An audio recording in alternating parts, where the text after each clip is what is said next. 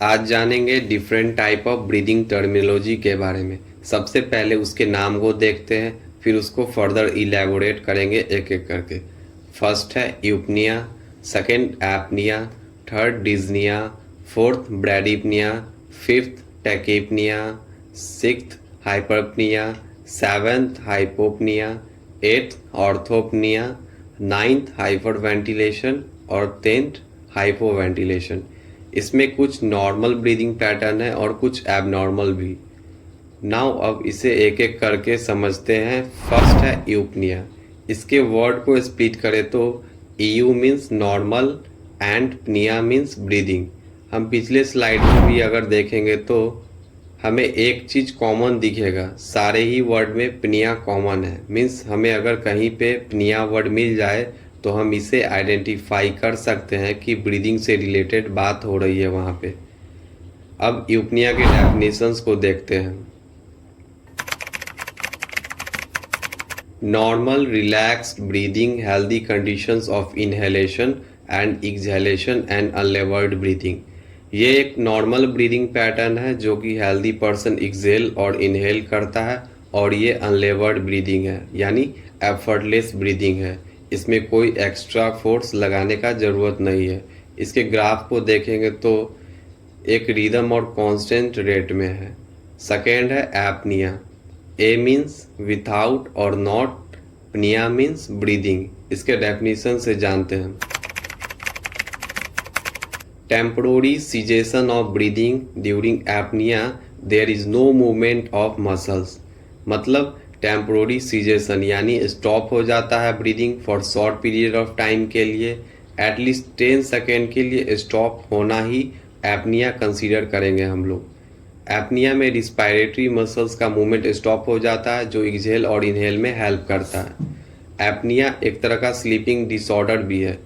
During sleeping condition muscle जो है अपर airway का वो रिलैक्स हो जाता है किसी किसी में, जो कि एयरवे को नैरो और क्लोज करता है, ब्लॉक करने का एयर फ्लो, जो कि एपनिया का कारण बनता है। इसके ग्राफिकल रिप्रेजेंटेशन से समझे तो हॉरिजॉन्टल एक्सिस जो कि टाइम को डिनोट करता है एंड वर्टिकल एक्सिस जो कि फ्लैट है टाइम के according, means no respiratory effort by person with time. Third है डिस्निया।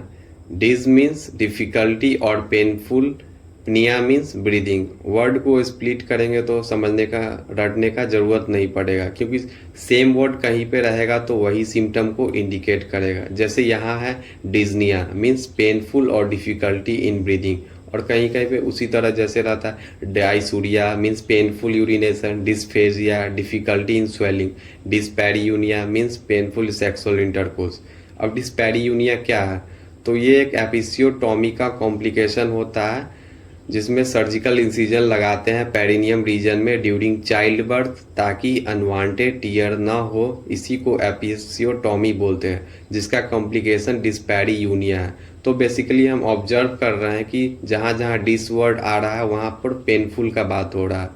हम टर्म को स्प्लिट करके समझेंगे तो हमें रटने का ज़रूरत नहीं पड़ेगा सेपरेटली। डिस्निया के डेफिनेशंस का बात करें तो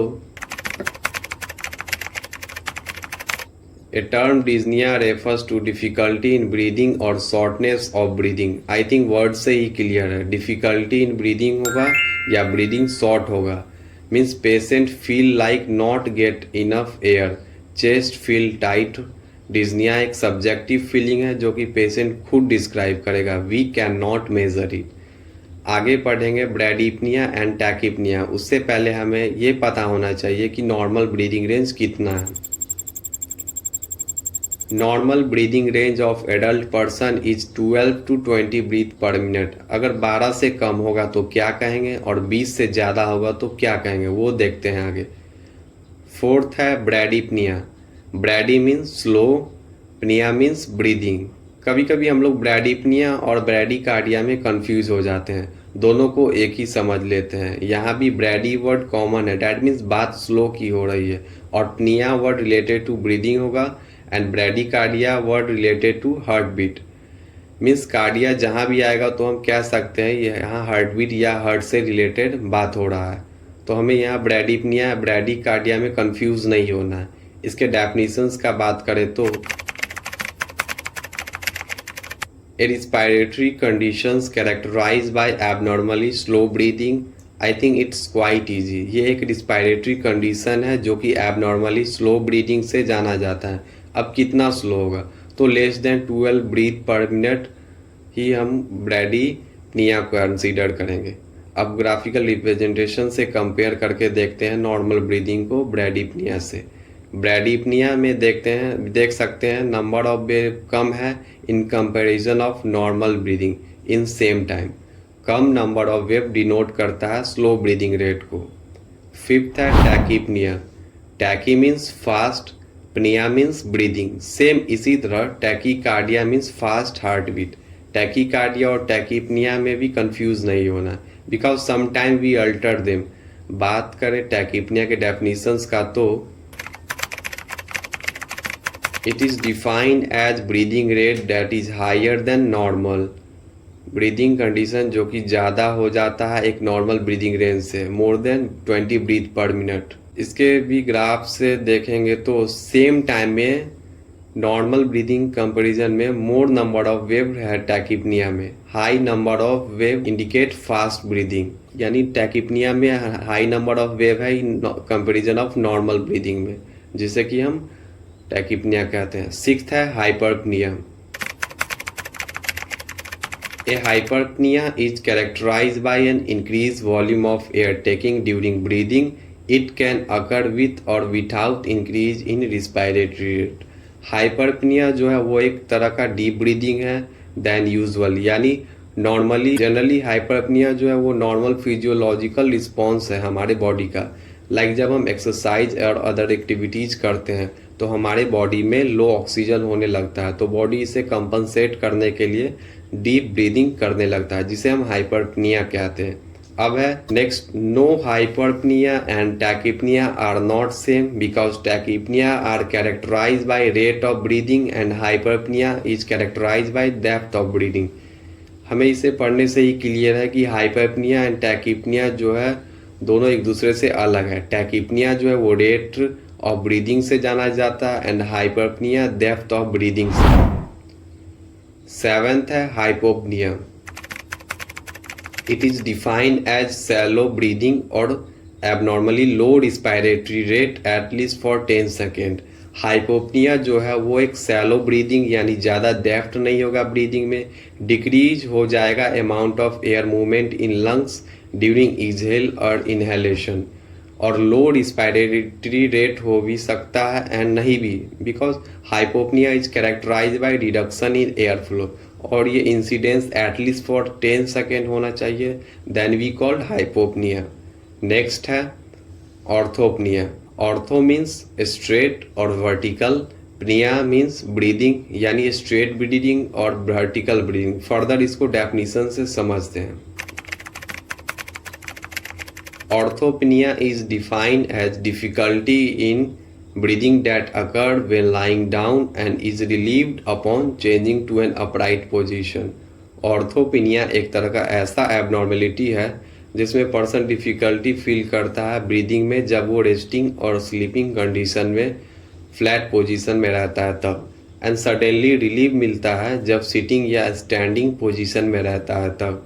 ये कंडीशन जनरली COPD अस्थमा वाले पेशेंट के साथ होते हैं. एक्चुअली ऑर्थोपिनिया लाइक कंडीशन इसलिए होता है because when we lie down blood जो भी lower extremities like legs and other lower extremities से ब्लड कम नियर्स लंग्स, और जो भी हेल्दी पर्सन होगा they easily pumping blood by their heart. लेकिन जब हार्ट इनफ वर्क ना करे या COPD and asthma like patient का लंग सही तरीके से एक्सपेंड ना करे due to fluid overload around it, तो कंजेशन फील होगा and relieve just after sitting because fluid shifting lower due to gravity. That's it. Now इसके डायग्राम को देख के और भी क्लियर कर सकते हैं हम लोग. पेशेंट को ट्रबल हो रहा है जब वो हॉरिजॉन्टली स्लीपिंग कंडीशन में है and breathing are easier after slightly elevated the neck by using pillow. अब नाइन्थ है hyperventilation. Hyperventilation is irregular breathing that occurs when the rate or tidal volume of breathing eliminate more carbon dioxide from the body and reduce concentration of carbon dioxide in blood। ये एक तरह का irregular breathing है जिसमें rate या tidal volume बढ़ जाता है, जो कि कारण बन जाता है too much elimination of CO2 का। टाइडल वॉल्यूम जो हम लोग पिछले स्लाइड में भी देखें, जो एक अमाउंट ऑफ एयर होता है एक्सेल और इनहेल करता है, यही टाइडल वॉल्यूम यहाँ बढ़ जाता है जिसमें more volume of air exhale होने लगता है, जो रीजन बन जाता है मोर CO2 एलिमिनेशन का।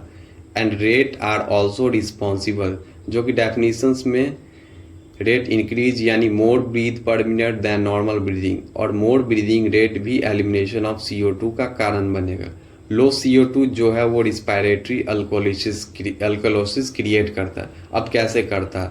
क्योंकि CO2 जो है प्लाज्मा में जाके वाटर से रिएक्ट करके H2CO3 का फॉर्मेशन करता है, जिससे कार्बोनिक एसिड कहते हैं, which make blood acidic. Means more CO2 make blood more acidic and low CO2 make blood alkaline. That's why low CO2 जो है वो रिस्पायरेटरी अल्कोलोसिस का कारण बन जाता है। नेक्स्ट है लो कार्बन डाइऑक्साइड जो है वेरियस कॉम्प्लिकेशन करता है हमारे बॉडी में, लाइक डिजीनेस यानी चक्कर आना। सेकेंड है रैपिड हार्ट बीट, क्योंकि बॉडी जो है ट्राई कर रहा है कंपनसेट करने का जो ब्लड गैसेज में चेंज आया है उसके लिए। थर्ड है टिंगलिंग सेंसेशन, यानी झुंझुनी जैसा फील होना हाथ या पाँव में। अब है hypocapnia, a medical condition characterize by decrease concentration of carbon dioxide in blood. Hypocapnia एक मेडिकल टर्म है जिसे लो CO2 इन ब्लड के लिए यूज करते हैं, और इसका जस्ट अपोजिट है hypercapnia which means high CO2 in blood. हमें हाइपरकैप्निया एंड हाइपरवेंटिलेशन में कंफ्यूज नहीं होना है, क्योंकि इस दोनों में कुछ डिफरेंसेज है। हाइपरकैप्निया जो है वो एक नॉर्मल फिजियोलॉजिकल रिस्पॉन्स है हमारे बॉडी का फॉर कंपनसेटिंग O2 डिमांड, और वही हाइपर वेंटिलेशन जो है वो ट्रिगर होता है बाय एनी मेडिकल कंडीशन या स्टेज के टाइम, जो कि एबनॉर्मल कंडीशन है। हाइपर वेंटिलेशन में CO2 लेवल अल्टर होता है, वही हाइपरकैप्निया में अल्टरनेशन नहीं दिखेगा CO2 लेवल में। लास्ट है hypoventilation. Hypoventilation is a breathing that is too shallow और too slow than need a body which leading to carbon dioxide building up in your blood। Hypercapnia. Hypoventilation में breathing too shallow यानी गहराई नहीं होगा breathing में, और slow होगा जिसके कारण बॉडी से CO2 लेवल एलिमिनेशन नहीं हो पाएगा प्रॉपर अमाउंट में जितना होना चाहिए, which leads to increased carbon dioxide concentration in blood and increased carbon dioxide known as hypercapnia। अब क्या क्या सिम्टम होंगे एक्सेस CO2 इन ब्लड के कारण? फर्स्ट है हेडेक, सेकेंड है शॉर्टनेस ऑफ ब्रीदिंग, थर्ड है फटीगनेस यानी थकान। That's it.